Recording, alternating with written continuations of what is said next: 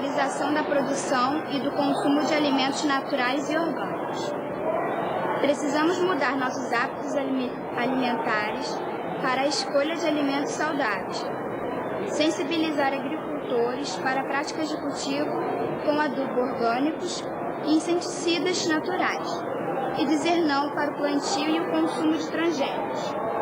Com a participação da aluna Thaísa Tomás, aqui do Rio de Janeiro, que fez a leitura do 8º item da Carta das Responsabilidades Vamos Cuidar do Brasil, começa agora o Salto para o Futuro, um programa da TV Escola, canal da Secretaria de Educação à Distância do Ministério da Educação. Na edição de hoje, nossos convidados vão falar sobre a riqueza de espécies vivas existentes no planeta e sobre as ações necessárias para a sobrevivência dessas espécies. Para falar sobre esses assuntos, convidamos a gestora da comunidade virtual de aprendizagem Vamos Cuidar do Brasil, Tereza Mello, o professor do Departamento de Ciências Florestais da Universidade de São Paulo, Marcos Sorrentino, e a diretora técnica da empresa Menos Lixo, em São Paulo, Patrícia Blau. No projeto de educação ambiental de uma escola em Porto Alegre, reaproveitamento e reciclagem são palavras-chave. E o lema vale para óleo de cozinha, papel e sucatas. Veja na reportagem. Cortar o papel, furar e colocar alças são algumas etapas da confecção de pequenos blocos na Escola Municipal de Ensino Fundamental Professor Gilberto Jorge. O objetivo é o reaproveitamento, né? Então, assim, a gente separa, fizemos uma separação desses papéis, alguns a gente não vai poder utilizar, então a gente coloca no lixo e falamos já com os funcionários para eles botarem no lixo seco, no dia da coleta seletiva. Outros papéis a gente vai aproveitar para reciclar, ou seja, a gente vai formar novo papel. E aqueles papéis que ainda podem ser reaproveitados, então a gente está fazendo os bloquinhos para reaproveitamento do papel. O trabalho de reaproveitamento foi acompanhado com interesse pelos alunos. Esta folha foi utilizada só de um lado, o outro lado ainda está em branco. Então a gente pode reaproveitar essa folha. E nós aqui do grupo da Educação Ambiental estamos reaproveitando essa folha, esse espaço em branco, para fazer os bloquinhos. Além da atividade de reaproveitamento de papel, o grupo também discutiu sobre a importância da reciclagem do óleo de cozinha. E a importância também de a gente não colocar o óleo de cozinha usado no ralo da pia, porque ele vai para o Guaíba e vai dificultar o tratamento dela, da água. E também pede para vocês não colocarem o óleo de cozinha na terra, porque ele vai para os lençóis subterrâneos e vai contaminar mais a nossa água. O tema da educação ambiental ele perpassa por todos os projetos. Na hora do planejamento, ele é um dos eixos que é observado em todos os nossos projetos. Então, desde o plantio de canteiros na horta, turmas fazendo receitas de xaropes, de pomadas, ervas medicinais, enfim. Cada projeto vai dizendo como é possível fazer a entrada deste tema, né? Nas aulas de educação física, o trabalho começou em sala com objetos de sucata sendo transformados em brinquedos. O objetivo principal é fazer a parceria com as professoras de primeiro ciclo que estão trabalhando esse ano com o projeto Brinquedo e Brincar e Coisas de Criança. Então, dentro do projeto, né, de sala de aula surgiram várias questões e uma delas era se pode fazer brinquedo com sucata, com o que é lixo, com o que a gente não usa mais. Então, nas aulas de educação física eu procurei aliar, né, trazer alguns materiais como garrafas, as caixinhas de leite, de suco, latas, e então fazer alguns brinquedos que já são antigos, né, para nós. O mais importante assim é estar junto com as crianças, né, junto com eles, vendo essa transformação, o que dá para fazer. E isso é que é o mais legal da atividade. Fazer dado, fazer um monte de coisa. Jornal, e minha calça a gente fez bolinha, depois a gente brincamos de boliche. E ao final, foi só levar os brinquedos para a quadra e se divertir.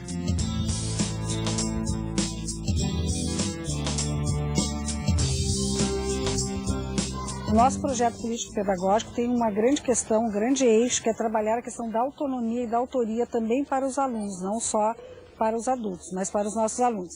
Então a questão ambiental, enquanto um tema pedagógico, vem dando aporte para isso, para que a gente possa desenvolver o protagonismo juvenil, fazendo com que esses jovens, através da questão do meio ambiente, possam se tornar responsáveis pelo local onde eles vivem e contribuir para ações para toda a sua comunidade.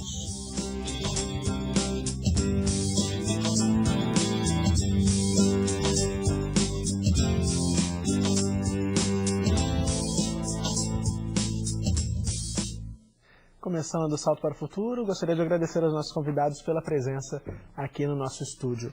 Tereza, nós vimos ali na reportagem o pessoal da Escola Gilberto Jorge cuidando um pouquinho mais de Porto Alegre, né? A menina até disse que não pode jogar óleo de cozinha na pia porque ele vai para o Guaíba, o rio lá que corta a cidade.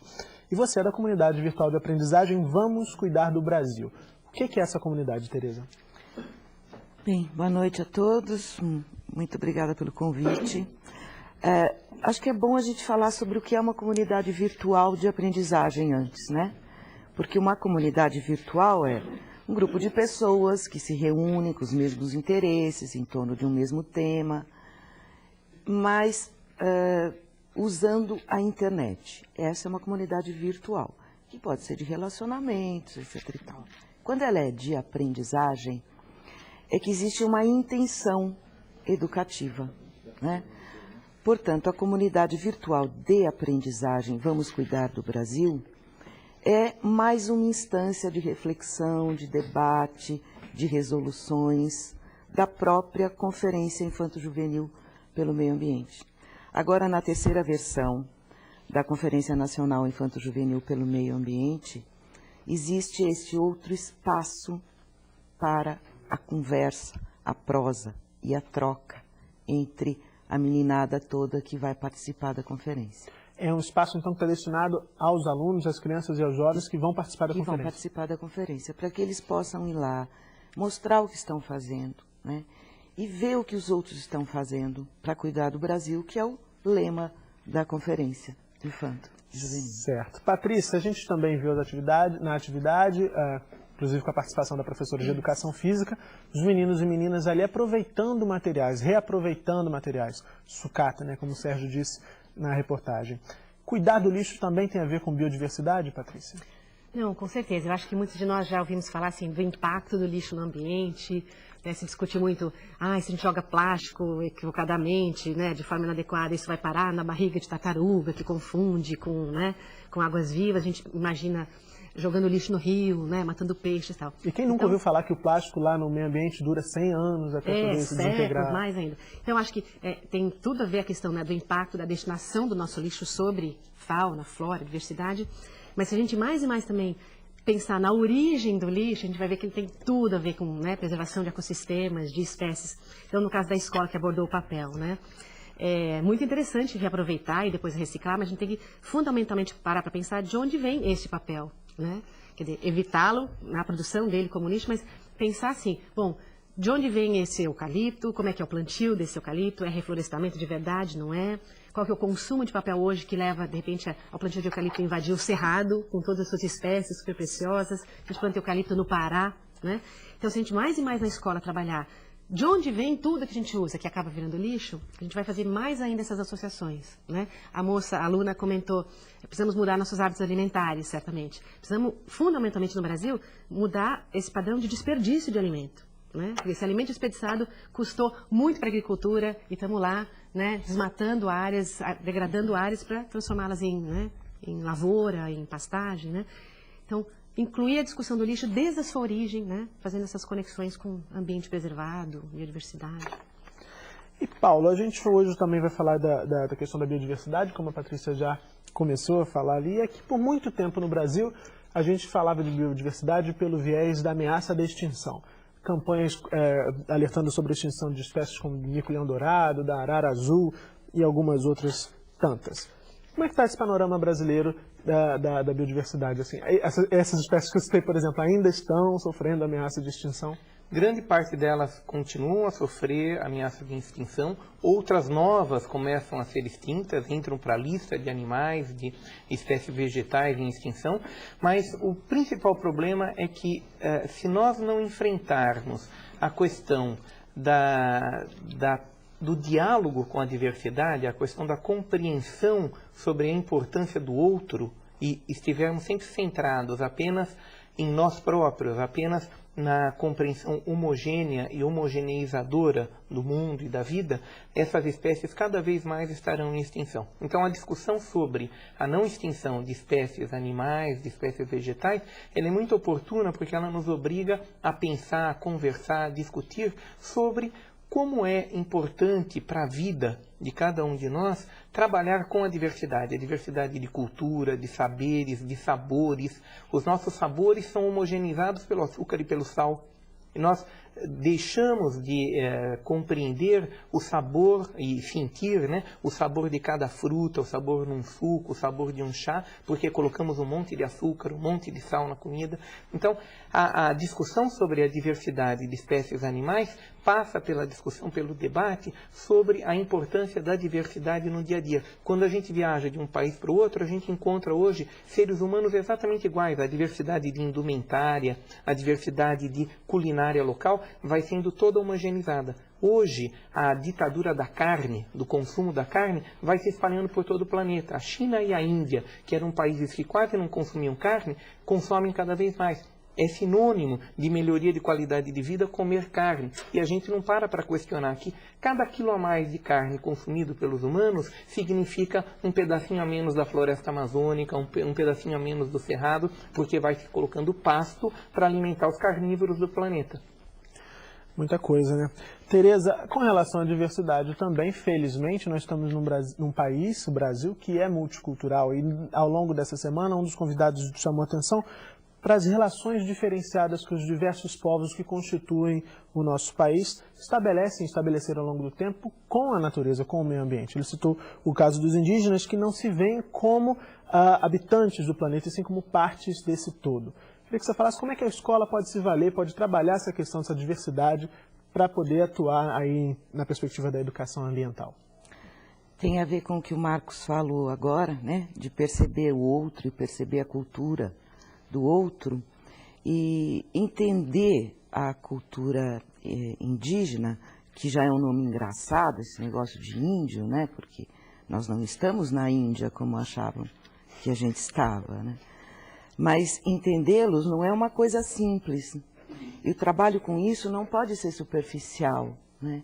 Não pode ser aquele olhar o outro, mas olhar o outro como alguém extravagante, alguém assim, diferente de mim, mas que eu olho assim com espanto demais, né?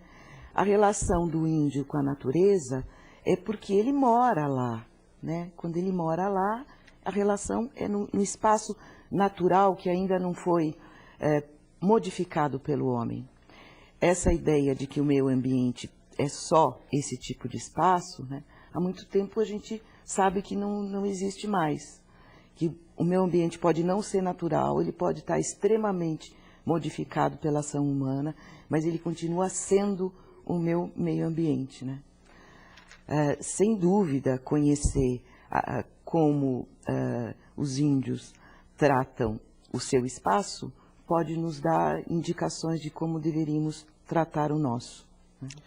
Patrícia, antes da gente começar o programa, a gente já conversava bastante sobre a questão do lixo e você trouxe um dado alarmante, que a média de produção de lixo por cada um de nós, habitantes do país, está em torno de 1 quilo de lixo por dia. Eu até perguntei para a Patrícia, 1 quilo por ano? E ela riu, assim, não, é 1 quilo por dia, variando aí de acordo com a região do país.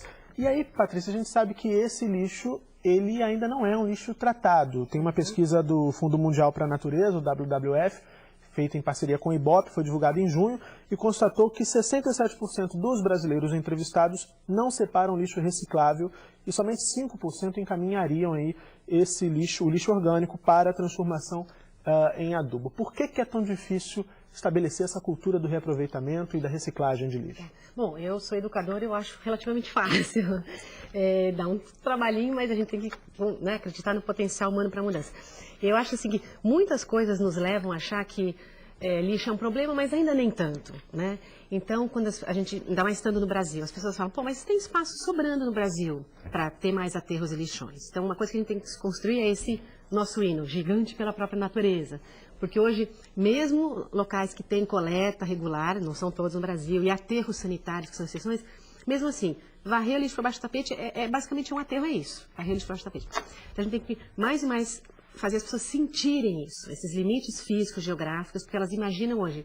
Imagina não, você pergunta para alguém na rua, senhor, para onde vai seu lixo? A pessoa fala, eu jogo fora. Você fala, mas onde é o fora? Ah, agora você me pegou. Né? O fora pode ser muito vezes do lado da casa do outro. É longe de mim, pertinho de você, né? Então a gente tem que tornar essa discussão mais concreta, mostrar para as pessoas, olha para onde vai, olha o que de fato acontece. Temos que também desmistificar essa ideia do degradável, né? Porque está sendo mais e mais popularizado esses tempos de decomposição dos resíduos, e as pessoas falam, então tudo bem jogar comida no lixo porque vira adubo, né? Casca de banana, tudo bem, em 6 meses. Então a gente não está entendendo que aterro ou lixão são áreas tão estranhas que às vezes nem há decomposição direito, né? Então há pesquisas que eu sempre comento no meu trabalho educativo assim, se encontra às vezes pãozinho em aterro com 30 anos de idade, hambúrguer, salsicha, né? Porque um aterro, lixão, às vezes não é uma condição adequada para decomposição. Estou dando exemplos de mitos, né? Muitas coisas também que a gente usa, por exemplo, papel, como foi abordado na escola, né? As pessoas acham que tudo bem gastar papel porque é um recurso renovável. A gente não pensa no impacto da produção disso em termos de consumo de água, de solo. A gente planta hoje um pé de eucalipto, leva 7 anos para estar no ponto de corte. Quando se corta, isso rende apenas 50 quilos de papel. Então a gente não entende assim, o que vem antes e o que vem depois. E, por exemplo, separar resíduos. Na verdade, operacionalmente é muito fácil, né? Tem gente que faz o pé nas costas, separa, tem várias, né, subcategorias. Mas tem que ter uma motivação aí por trás, né? E acho que uma das dificuldades nossas também que as pessoas sentem, elas não se sentem agentes de transformação. Elas falam, o que adianta eu separar se meu vizinho não faz, né? Acho que é um desafio para nós educadores resgatarmos esse poder pessoal. Recursos naturais são elementos da natureza usados pelas sociedades humanas, aqueles valor para o desenvolvimento da civilização, a sobrevivência e o conforto das pessoas. Podem ser renováveis como a água, a energia do sol e do vento, a flora e a fauna que não estão em extinção. Ou não renováveis, como o petróleo e os minérios. Sozinho, na mata ele vive. Sozinho, na mata ele ama. Da mata ele come. Da mata ele vive. Sozinho, na mata. Da mata ele morre, é mato, é mata, ele vive. Em Porto Alegre, a Comissão de Meio Ambiente e Qualidade de Vida da Escola Municipal Anísio Teixeira faz uso da linguagem teatral para apresentar temas ambientais a alunos, professores, funcionários e toda a comunidade. Através da primeira Conferência do Meio Ambiente, em 2003, ficou deliberado pelos próprios jovens que cada escola deveria ter uma comissão de qualidade de vida e meio ambiente. A ideia central da apresentação de fantoches foi divulgar as ações da Convida, a Comissão de Meio Ambiente e Qualidade de Vida, na Escola Municipal de Ensino Fundamental, Professor Anísio Teixeira. A gente organizou várias atividades, só que a gente percebeu que com as crianças não adiantava fazer palestras. E tinha que ser alguma coisa mais lúdica, até porque dava uma conotação de brincadeira. E aí as crianças gostavam de participar. Outra apresentação feita pelos integrantes da Convida desta escola trabalhou o tema Segurança Alimentar. Soneca, a couve, sapeca, tenho folhas bem verdinhas, usadas em saladas e sopas bem quentinhas. E presta atenção, comigo não, doenças no fígado e no rim, não querem nem saber de mim. Esse tema da segurança alimentar recebeu uma ênfase maior a partir da segunda conferência, porque a gente tem algumas questões importantes aqui na escola. Primeiro que a gente tem uma dificuldade em relação a salgadinhos e bolachas recheadas, porque existe até um mercado próximo onde é comercializado esse material, e na escola a gente tem uma dificuldade em relação ao lixo, muita produção de lixo em função da alimentação que eles consomem. Então a gente tinha que criar hábitos alimentares saudáveis. Se uma pessoa come porcaria, só come besteira, ela pode ser obesa ou desnutrida. É bom suco, salada verde. A terceira encenação dos integrantes da Convida apresentou a dengue e o mosquito transmissor da doença. O Aedes transmite a doença, mas existe um jeito de se prevenir dela. Vamos eliminar os locais de reprodução dos mosquitos. Não deixando água parada, não deixar lixo nas ruas. Não deixar vasinho de planta com água. Não deixar caixa d'água aberta. A prevenção e os cuidados com a alimentação são alguns dos assuntos envolvidos no projeto de educação ambiental da escola. A educação ambiental é um processo de inclusão muito grande, né? E trabalha diretamente com a questão da violência, né? Com valores, principalmente valores, né? De amizade, solidariedade, o cuidado. E a educação ambiental não é só a questão assim, a horta separada, o verde, é a gente com a gente mesmo. Na medida que tu entende que cada um tem o seu papel fundamental, né, na preservação desse ambiente onde vive, né, eu posso estar fazendo pouco, mas fazendo a minha parte, isso vai contribuir para que todos possam viver melhor. Estamos neste processo, entre acertos e erros, vamos construindo uma consciência ambiental em nossa comunidade escolar. Bom, nós recebemos aqui, Marcos, um e-mail da Tânia Colodetti e 30 cursistas formandos do curso normal. Um abraço a todos, eles são do Instituto de Educação Governador Roberto Silveira, do Polo de Tecnologia Educacional. E tem uma notícia boa, a Tânia e os cursistas dizem que receberam hoje o livro, a publicação Mudanças Ambientais Globais, Pensar Mais Agir na Escola e na Comunidade. A gente espera que eles aproveitem bastante a publicação, viu, Tânia? Agora, ela pergunta se é viável, se é interessante integrar a proposta do livro à prática pedagógica da escola, envolvendo aí todos que estão relacionados à comunidade escolar, diretores, orientadores, coordenadores, professores, alunos, funcionários e família dos alunos e comunidade em torno da escola. A proposta das convidas vai exatamente por aí, como a gente viu na reportagem, né, Marcos? Exatamente. Tânia e companheiras e companheiros das escolas, né? A questão da Conferência Nacional do Meio Ambiente, esse material que está sendo recebido, é uma forma de estimular as pessoas a entrarem num movimento de cuidados com o Brasil.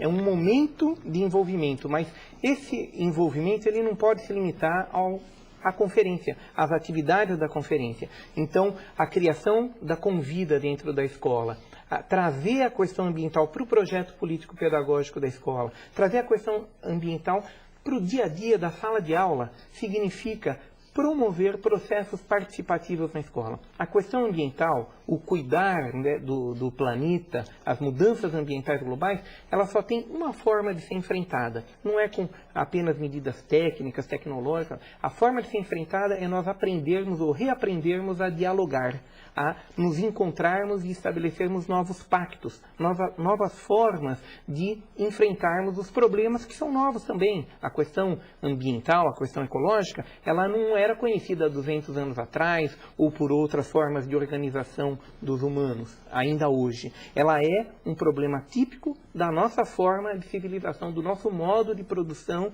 do nosso modo de consumo.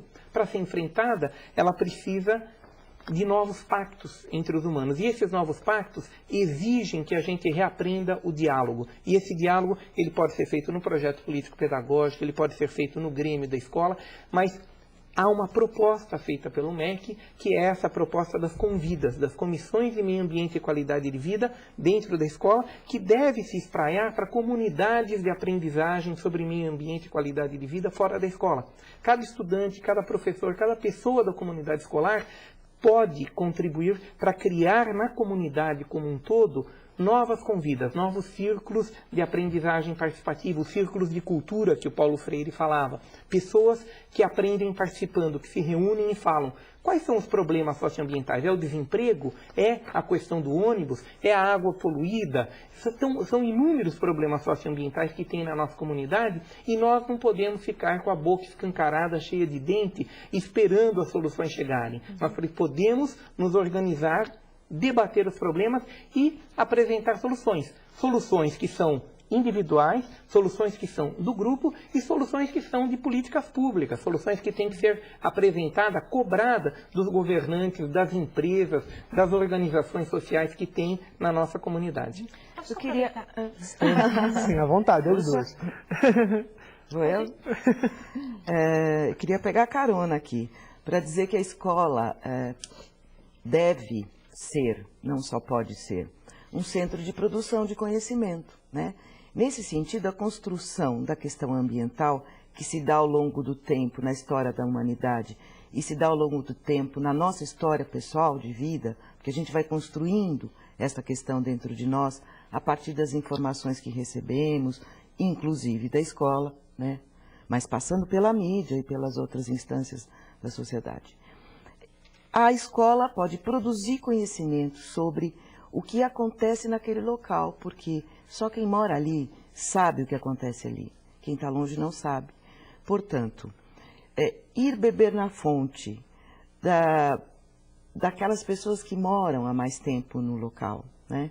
Na própria tradição oral, que às vezes desvenda algumas coisas para a gente, buscar o que tem de registro de imagem daquele local no antes, no agora, pensando em biodiversidade. Que bicho que tinha aqui que meu avô me conta, agora não tem mais, por que não tem? E construir esse conhecimento a respeito do seu local. O que você está dizendo, a escola pode virar, e acho que seria interessantíssimo, um núcleo de pesquisa dentro daquela comunidade, daquela realidade, como é que é? Ela tem essa função, né? De fazer a pesquisa, sistematizar essa pesquisa e tornar pública essa pesquisa para a sua própria comunidade ou para o mundo. E hoje com a internet? Né? Hoje com a internet é para o mundo. Né?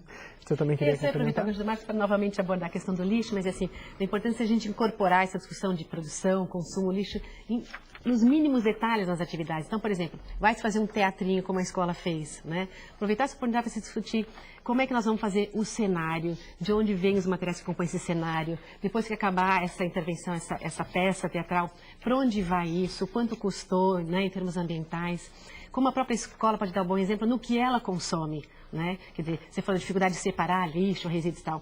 Muitas dessas escolas têm campanhas para arrecadar resíduos, né, recicláveis, mas o próprio papel da diretora da escola, o papel, fisicamente, está no lixo, né?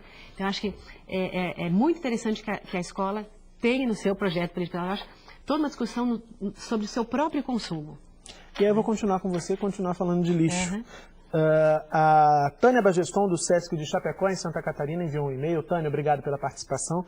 E ela disse que é uma prática comum nas escolas a construção de maquetes, inclusive também quando vai se trabalhar a questão da educação ambiental, para vários fins.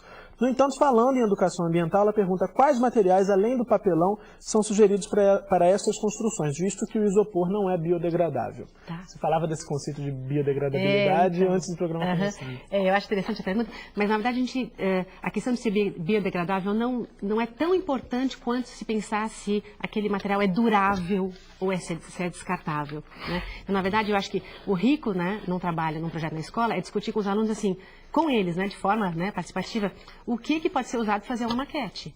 Eventualmente, já até existe algum isopor no lixo que vem na geladeira de alguém, tudo bem, vai ser aproveitado, né? Mas a questão é pensar como reutilizar ao máximo materiais, né? Não pensando só no material em si, mas se é descartável ou não. Aqui, voltando até ao bom exemplo da escola, eu trabalho muito com professor também, os professores se engajam em programas, mas você vai na sala dos professores, assim, tem milhões de copos descartáveis, né?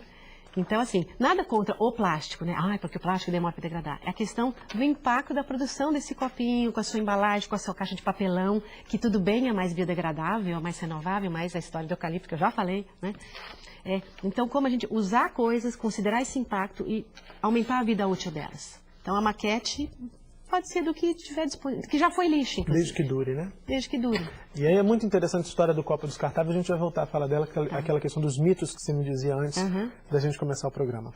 Marcos, mais um e-mail enviado pelo pessoal de Chapecó, eles querem saber como abordar com crianças de classes mais baixas, que inclusive moram em áreas ribeirinhas, a conservação e limpeza das residências, plantio de árvores, enfim, a conservação do meio ambiente. Olha, com crianças de classes mais baixas e de classes mais altas, né? Com todos nós precisamos abordar a questão da conservação do meio ambiente, a questão da bacia hidrográfica, né? Trabalhar essa visualização de unidade da vida, seja ela numa sanga, né? Seja ela num pequeno córrego, seja ela no Rio Amazonas, é muito importante para as pessoas irem percebendo que hoje o planeta Terra é uma única vida. Né? E o que nós fazemos no fundo do nosso quintal repercute na vida de muitas outras pessoas, humanas e não humanas, né? De humanos e não humanos. Então, há diversas possibilidades para se fazer isso. O antigo estudo do meio, né, precisa ser resgatado. Às vezes a dificuldade para sair da escola para fazer o estudo do meio pode ser feito no fundo do quintal, pode ser feito no quintal de cada criança, na praça mais próxima da escola. Né? A capacidade de observar a sua realidade socioambiental é algo que deve ser desenvolvido e pode ser estimulado por simples convites, onde as pessoas façam isso que a Tereza disse, né? Entrevistem os moradores mais antigos, procurando recuperar a história, procurando conhecer o processo de transformação dos alimentos. Então, tanto as crianças mais pobres como as crianças mais ricas padecem, eu acredito às vezes que a classe média e as crianças mais ricas padecem mais ainda de um processo de alienação sobre o seu próprio presente. Isso que a Patrícia tem enfatizado sobre a história de cada material, de onde vem o papel, para onde ele vai, cada objeto do nosso cotidiano, ele hoje é extremamente alienado do nosso conhecimento e nós utilizamos automaticamente. Muito mais ainda a questão do videogame, das máquinas caixa preta, que a gente não sabe nem como é que funcionam.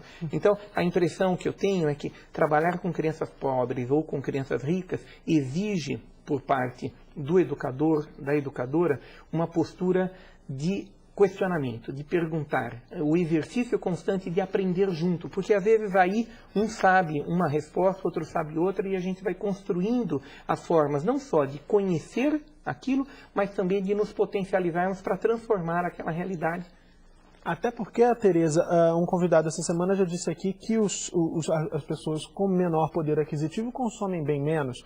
E para as pessoas que têm maior poder aquisitivo, o consumo é mais fácil e muitas vezes também pode parecer mais fácil a ideia de descartar aquilo que está se consumindo. Né? Queria que você falasse um pouquinho como é que a escola pode trabalhar nessa reconstrução de valores nesse sentido. Quando nós falamos em consumo, o trabalho na escola é um trabalho de Hércules.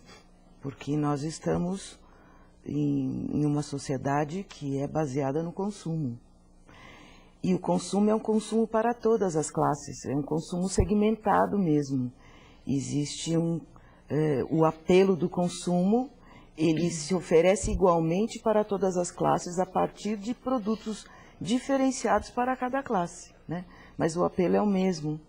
Eu não tenho ideia se o descarte, por exemplo, é diferente, né? Sem dúvida pode ser, mas trabalhar consumo é difícil, é difícil mesmo porque a própria mídia não trabalha isso, não interessa muito. Não trabalha como deveria, né? Trabalha em prol do consumo. Muito. E se associa consumo à qualidade de vida. Então, quando se quer saber se melhorou de qualidade de vida, se diz, se consome mais. E se nós perguntarmos para nós próprios, se nós queremos deixar de consumir, deixar de ter o kit civilização, né? Todo mundo quer ter notebook, televisão, fogão, geladeira, carro, a gente não quer deixar. Mas nós precisamos discutir isso. Claro. Qualidade de vida é consumo? Sim. E acho que aproveitando, assim, que sem dúvida é um desafio trabalhar a questão do consumo consciente na escola, mas acho que uma coisa que algumas escolas têm feito é explorar mais a questão da propaganda. Porque a propaganda, claro, só existe para vender o que não é necessário, né? Alguém já viu aqui uma propaganda de uma mulher maravilhosa oferecendo assim, use coador de pano? Não tem, quer dizer, todo o esforço da propaganda é assim, mulher atarefada, vai lá, use filtro descartável, né?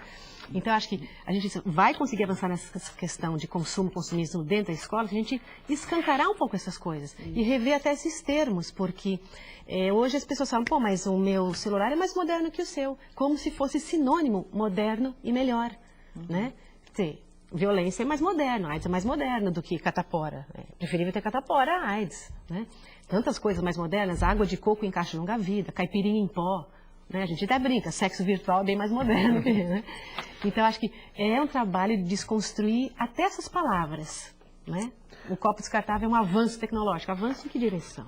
Em um retrocesso ambiental, né? Desde 1988, no Brasil, a Lei de Crimes Ambientais determina a criminalização do desmatamento.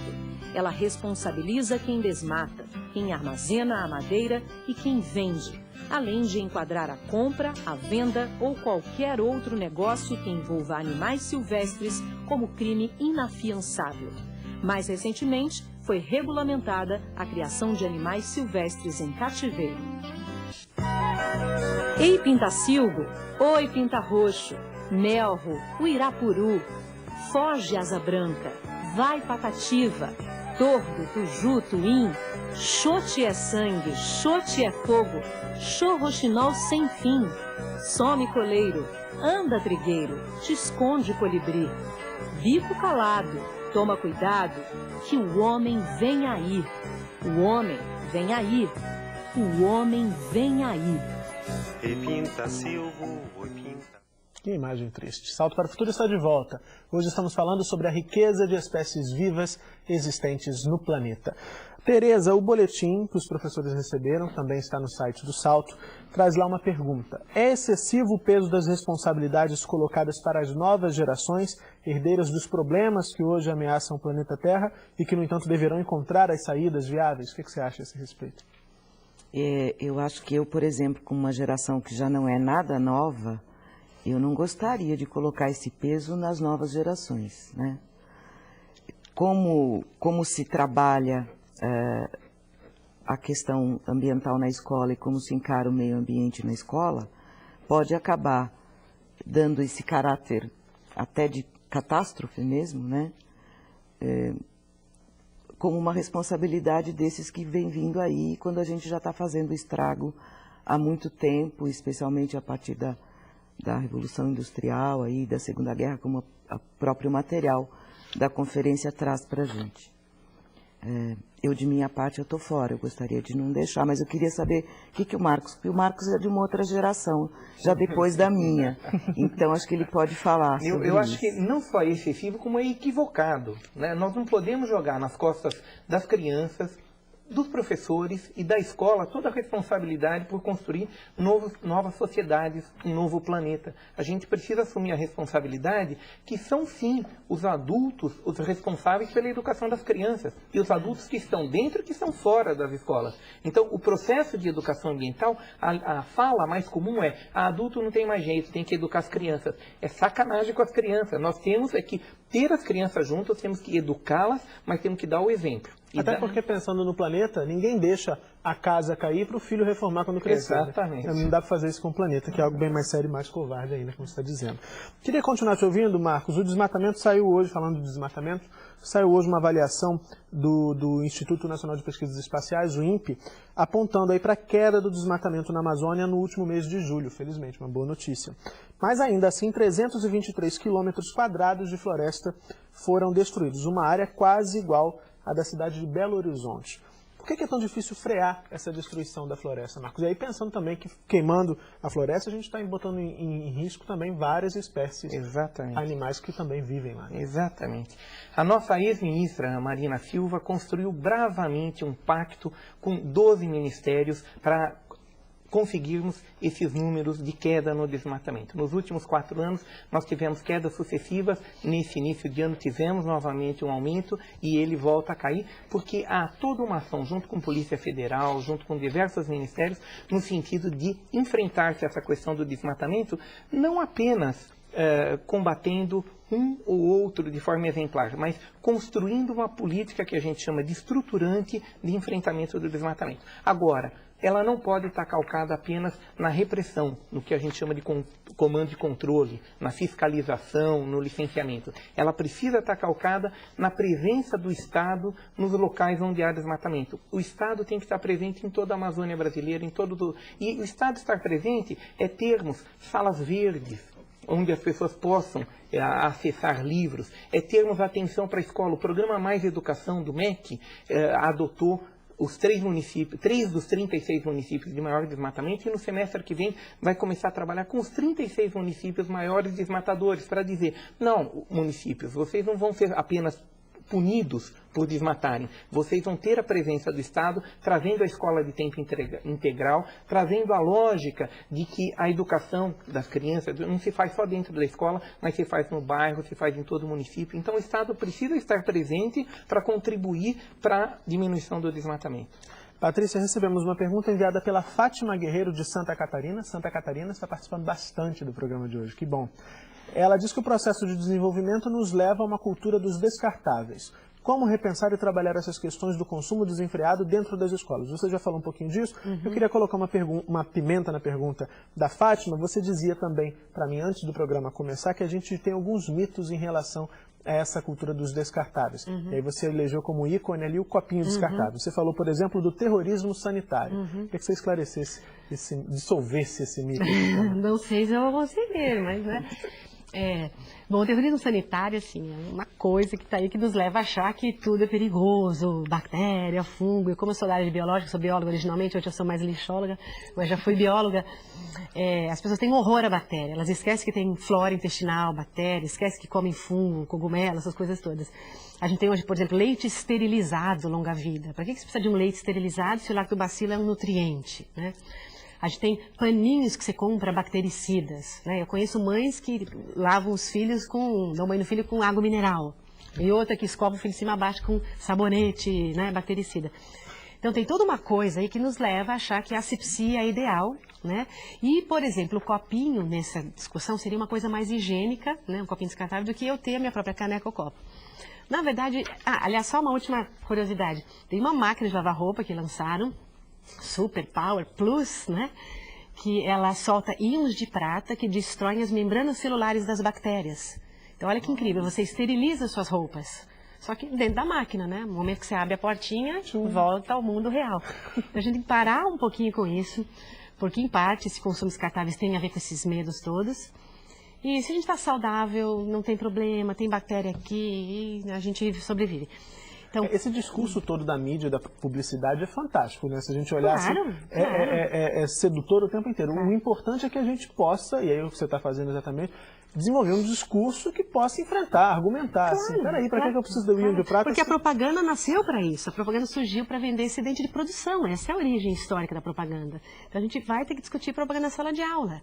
Né? Senão a gente acha realmente que cerveja desce redondo, que você, né, conversa com o carro, né? Então, a gente tem muitas coisas aí para serem trabalhadas. A questão do celular, né, que é um outro assim, eu pego o copinho como exemplo, mas o celular hoje é incrível, ele é um lixo. Não é um problema só da bateria, as pessoas me perguntam o que fazer com a bateria. Mas a gente tem equipamento funcionando sendo descartado. É verdade. Né? Porque é tão fácil você trocar, você completa com R$1,99 e você tem um agora que faz... Passado um mês, você tem outro que tem luzinha, né? Então, a gente vai ter que puxar o freio de mão, né? Para entender que isso é insustentável. Você fazer um celular desse tamanhinho, você cria rombos em ambientes naturais, às vezes florestas, subsolo, né? Então, a gente vai ter que parar para analisar o que é supérfluo, o que é indispensável, o que é a moda, né, coloca. A gente vai ter que fazer um escudo. E aí, Tereza, o papel da escola, de novo, parece que a gente está andando um pouco em círculo, mas não é, porque realmente a questão é fundamental e é central. A escola tem um papel fundamental para problematizar essa relação, inclusive o próprio professor, se ele está lá trocando celular todo ano, alguma coisa tem de errado também com ele. Com certeza. Tem uma coisa decorrente dessa descartabilidade das coisas que é preocupante, porque descarta-se as coisas e as pessoas, né? Então as relações são descartáveis, as pessoas são descartáveis, os amigos são descartáveis, o seu lugar é descartável, tudo é descartável. Tudo bem que a gente está aqui de passagem, mas também não precisa ser tão efêmero, né? E sem laços, né? E tão descartável tudo. Você dizia com muita razão que a gente tem que desvendar as coisas da propaganda e as coisas da mídia, né? Vocês já tiveram a oportunidade de ouvir falar sobre educomunicação aqui ao longo desta semana. Eu sei que a Graça esteve aqui falando sobre isso também. Eu gostaria de reforçar a importância de levar essas crianças a serem produtoras de comunicação e não só consumidoras de comunicação e de informação. Porque sendo produtoras, trabalha-se, antes de tudo, com a produção do conhecimento a ser falado, né? Com a questão da autoria, que a professora disse na primeira reportagem, disse assim, com o meio ambiente a gente trabalha protagonismo, autonomia e autoria, né? Discutir a autoria desse conhecimento. E quando se produz comunicação, se desvenda os bastidores da maneira de se comunicar dos meios de comunicação social. Ou seja, produzindo jornal, rádio, TV, revista, internet, vídeo, eu percebo qual é a lógica da produção, e eu sei o que é, entendo o que é a produção comercial dos meios de comunicação, e, em contraposição, o que é usar os meios de comunicação social para a própria comunidade e de uma maneira colaborativa, né? Bom, isso se chama educomunicação. Pronto. É uma proposta que está no material que os professores está no material do passo a passo. Tá certo. Marcos, recebemos aqui a pergunta da Maria do Socorro Martins, do Rio de Janeiro. Maria do Socorro, obrigado pela participação. Ela quer saber até que ponto as alterações climáticas afetam nossa biodiversidade. Com certeza, afetam e afetam muito. Há projeções falando de savanização da floresta amazônica, né? A floresta amazônica perder toda essa exuberância. Há estudos que demonstram a extinção de muitas espécies animais e vegetais. Então, a alteração do clima vai alterar muito o nosso modo de ser e estar no planeta. Enfrentar esse problema é prioritário e para enfrentá-lo nós precisamos conversar. Nós não podemos varrer para baixo do tapete fingindo que não é com a gente ou que é um problema dos outros. Não, é problema nosso, cada um de nós vai enfrentar esse problema, mas podemos enfrentar. O recurso necessário para fazer o enfrentamento das mudanças climáticas não é grande. Ele é muito menor do que os problemas que vão se acumular e a lógica que está sendo adotada, por exemplo, de começar a ver, bom, vai ter terra mais barato na Groenlândia, vamos comprar terra na Groenlândia. Bom, a gente já está aqui chegando ao final do programa de hoje. Antes, como você já sabe, é hora de ouvir as considerações finais dos nossos convidados. Queria começar, Tereza, por você. Quais são os seus destaques para o que discutimos hoje? Ou algo de novo que você queira trazer para o cursista agora no finalzinho do programa. É tanta coisa, né, que a gente conversa. Não pode ficar até mais tarde um pouco? Eu estou achando pouco tempo. Mas a gente pode pensar... Vocês ficam aí, vocês aguentam mais um pouquinho? Porque é muita coisa para discutir. A gente pode voltar, certamente vai voltar a discutir esses temas aqui no Eu queria deixar um recadinho assim. Dentro da comunidade Vamos Cuidar do Brasil, nós podemos continuar essa discussão aqui. Principalmente a meninada que está participando da conferência ou não está, a criançada das convidas, né? Toda a comunidade escolar, toda pessoa interessada no tema, tem ali um espaço para conversar sobre isso. Eu gostaria de convidar para que entrassem. Entre no site www.mec.gov.br/Conferência Infanto 2008. Este é o site oficial da conferência. E todo o material que aquela escola recebeu hoje com tanta alegria, e todas as escolas irão receber, esse material também está lá, assim como está na comunidade, né, para consulta. Então entrem lá, conheçam o site e por ali vocês podem entrar na comunidade e participar com a gente lá e contar o que está acontecendo no Brasil inteiro. Vamos falar de biodiversidade, diversidade cultural, lá dentro também, né, pela internet. Ok, Tereza, muito obrigado.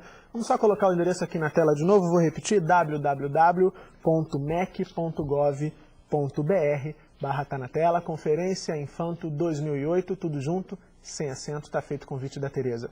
Patrícia, por favor, suas considerações finais. Bom, como ela, eu queria pedir uma série exclusiva para lixo, né, que é muito rico.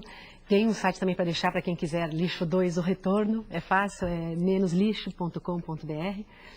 Mas eu gosto muito de uma consideração final, que não é de autoria minha, de um lixólogo europeu, acho que é muito especial essa citação dele. Ele diz o seguinte, que o lixo mesmo não é nenhum problema, o lixo é só um sintoma de uma doença típica da nossa vida na cidade, né, numa sociedade muito industrializada.